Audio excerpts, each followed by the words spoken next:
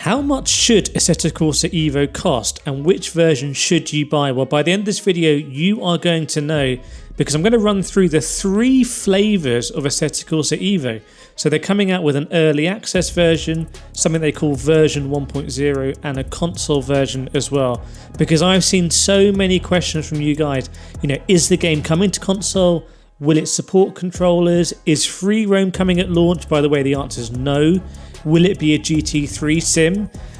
Looks like it probably isn't going to be a dedicated GT3 sim. Will it support mods? If you buy it in January, will you get the Nordschleife, which is a kind of sort of answer? Will you have to pay for DLC cars and tracks? So let me guide you through this. So Assetto Corsa EVO could potentially be the best racing game ever, and it is launching in early access on January the 16th, 2025. So as I make this video, in literally a few days' time. But we don't know the prices. I'm going to tell you what I think it should cost. Now, in that early access version, you are going to get 5 tracks. You're going to get pretty good tracks: Imola, Brands Hatch, Laguna Seca, Bathurst and Suzuka. So for me, some of the best 5 tracks in the world. Pretty good selection, but only 5 of them. You're also going to get 20 cars as well. So cars spanning from impressive manufacturers like Audi, BMW, Ferrari, Mercedes, Mazda, Toyota. Pretty much all road cars from what we've seen. So you're going to get a lot of road cars and you're going to get 5 racing tracks. You're also going to get a driving academy system, which is basically, I'm just going to say it, they're not going to tell you this, but it's basically the license system from Gran Turismo. Now what you're not going to get, you are not going to get on January the 16th any multiplayer. Like if you're buying this expecting to jump into multiplayer, not going to exist. And you're also not going to get any free roam at all. So if you're buying this like expecting free roam, I've seen a lot of people who were burnt on Test Drive Unlimited. Remember, this year I've personally bought Test Drive Unlimited for $100. I bought Le Mans Ultimate at launch for like $34 as well. So I don't always take the sponsored copies. I'll often buy something myself, kind of be in the trenches and make my own assessments. Le Mans Ultimate is now charging me a lot of money for DLC. Test Drive Unlimited Solar Crown is in no way or shape or form a $100 game. So if you've been burnt by Test Drive Unlimited Solar Crown and you've come here hoping for a free roam game in January 2025, not going to work as well. The other thing is modding. There is going to be no modding in the early access. So you're pretty clear what you're getting now on January the 16th. By the way, it should support VR, but they haven't really emphasized this. So I wouldn't praise this as a VR saviour. Assetto Corsa Competizione, I actually really like playing in VR. In my Pimax Crystal, I've had so much fun in it, as seen on the channel. But I know a lot of people don't like ACC in VR. So Kunos's kind of like credibility when it comes to VR, their latest game, most people would say isn't the best. So fingers crossed for VR, but I wouldn't rely on it. But those are the features that are definitely coming, and also what's not coming as well. So then Kunos say they're going to be working towards a version 1.0. They say that's going to come in the fall, which if you're British, that's an American term for autumn. Basically, I think it's going to mean holiday season if nothing gets delayed. So for Christmas next year in 2025, it's going to be version 1.0. And what they say is by then, there's going to be 100 cars in the game. So you're going to get 100 cars, which is, pretty decent selection.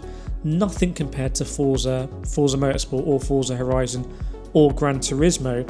But for Assetto Corsa that has a history of delivering kind of individually handling cars, that's quite handy. Now what we don't know is whether those 100 cars are going to be DLC cars, so we're going to have to pay for them, or if they're going to be free. And the recent history in racing sims is not good in terms of that perspective. Le Mans Ultimate charging us for DLC cars, so GT3 is coming, you only get the McLaren for free, you got to pay for the 3 others. Ren Sport is charging for basically everything. Assetto Corsa EVO also meant to go to 15 tracks in the version 1.0 release.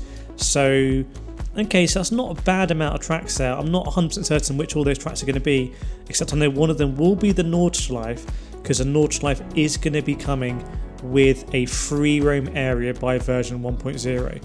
Now, I just want to kind of make my position on this clear. I'm very excited for free roam in Assetto Corsa EVO. I've been one of the people on YouTube who's been shouting about free roaming racing sims for years and years and years and years and years. I think Gran Turismo 7 should do it as well.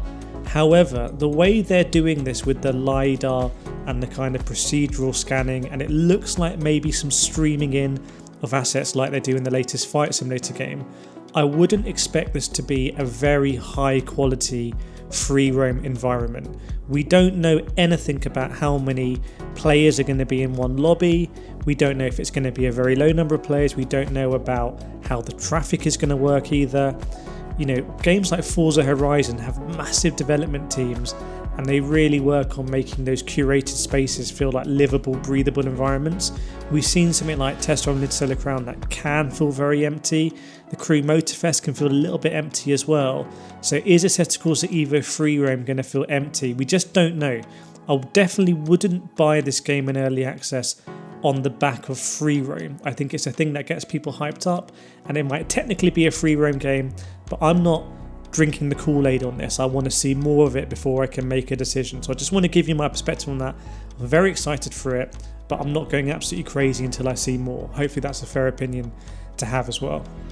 Now, also in the version 1.0, there should be the full multiplayer. We know that they're linking up with SimGrid, so David Perel's SimGrid are going to be providing some of the multiplayer aspect of Assetto Corsa EVO.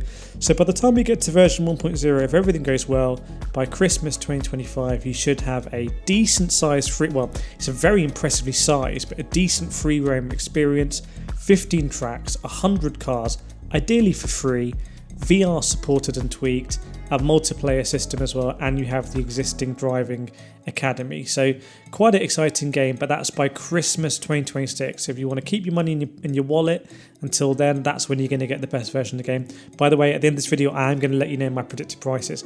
Now, they also say, the developer, that they're going to be working on console after the game comes out in version 1.0. That means that if version 1.0 gets delayed, then console will get delayed as well. I don't think we're going to see any console version until at least halfway through 2026. I would be amazed if we see it earlier. Feel free to tag me back in this in late 2026 if that's not the case, but I just think console is going to be so complicated for them to do. Stuff like the texture streaming might be more difficult on console as well for the free roam area, so I'm just not convinced about console. Yes, they want to bring it to console, but again, their track record isn't the best on console. I think it's fair to say Assetto Corsa is not the same experience on console, and neither is Assetto Corsa Competizione when it came out on PS4 and Xbox One. On Xbox Series X and PS5, it's actually a lot better. I've had a lot of fun on it. You've seen on the videos on the channel, but Kunos not the best on console. What does that mean for controller support? Maybe it's not going to be the best game on controller either. Is it going to come to PSVR 2? I'm going to say this now. I really don't think this is ever going to be a comparable experience to Gran Turismo 7 in PSVR 2. I think Polyphony have worked some kind of magic there. I really do. I can't see even... There's no other real racing game on PS5 in PSVR 2. Let's not forget that. I know there's not a huge amount of racing games, but if Codemasters haven't done it for F1, I just really think it's going to be something that's going to be quite difficult for them to do. So again, that might not be popular for me to say, but I don't think this game is going to be a fantastic PSVR 2 game. I think it could definitely be an incredible PC VR game, if that makes sense. So let me run through everything else. Anything I've forgotten? Mods as well. By the end of version 1.0, there should be modding support, except Kunos say you're going to have to pay for the mods or they're going to approve them. It's not going to be the same free-for-all I think we saw in Assetto Corsa, and I don't really see those mods coming in a fluid and free way to console either. So I think the modding is going to be more restricted than we've seen in Assetto Corsa. So now it's time for the all-important price point. So here we go. This is what I think. Early access, I think it would be incredible if it came in at $9.99. I think that would be huge. I think that would be fair for the amount of content that's coming. You know, only 5 tracks, 20 cars, no multiplayer. But I think they've been looking at Le Mans Ultimate. They've seen what Le Mans Ultimate has charged. I think they'll also have been looking at the hype. This is why they've taken so long to announce a price. And I think they're going to come in quite high. I think they're going to come in above $30. At the very lowest, I think it'll be $24.99. So I think they're really going to leverage the hype here and come in at a high price for early access. which will be absolutely fine if they deliver the subsequent content for free as part of that. I really wouldn't have a problem.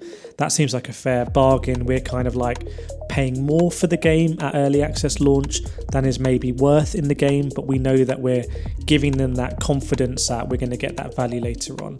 That's what I think they're going to do. $24.99 absolute lowest, and probably higher than $30. For version 1.0, I think they'll do something like a $49 version maybe, so it'll be about $49, 50 something dollars for version 1.0 on PC with all the fully fledged features. Are they going to be adding subscriptions for multiplayer and stuff like that? We'll have to see. Le Mans Ultimate has gotten hot water for their race control subscriptions and server costs as well, but we'll see about that. Console, I think, is going to come in absolutely $70 full price on console when it comes out. It's going to be expensive for them to develop on console. I think it's going to be $70 on console. So if you look at those prices, even if it comes in relatively expensive for an early access game, at $25 or $30, I think it could be a bargain in retrospect. So I'm going to be playing this game on day one. Honestly, I'm going to buy the game my own money. It's not going to be sponsored. It's not like sponsored or like coverage by sort of like, PR outlets. I'm just going to tell you how it is completely honestly. So keep an eye out for that. I put some more Assetto Corsa EVO videos on the screen now, so definitely go check them out if you're curious about Assetto Corsa EVO. And let me know your thoughts in the comments, because Kunos are watching these videos and they'll be very interested to see what the people actually think. That's the most important thing, so let them know. And I'll see you next time.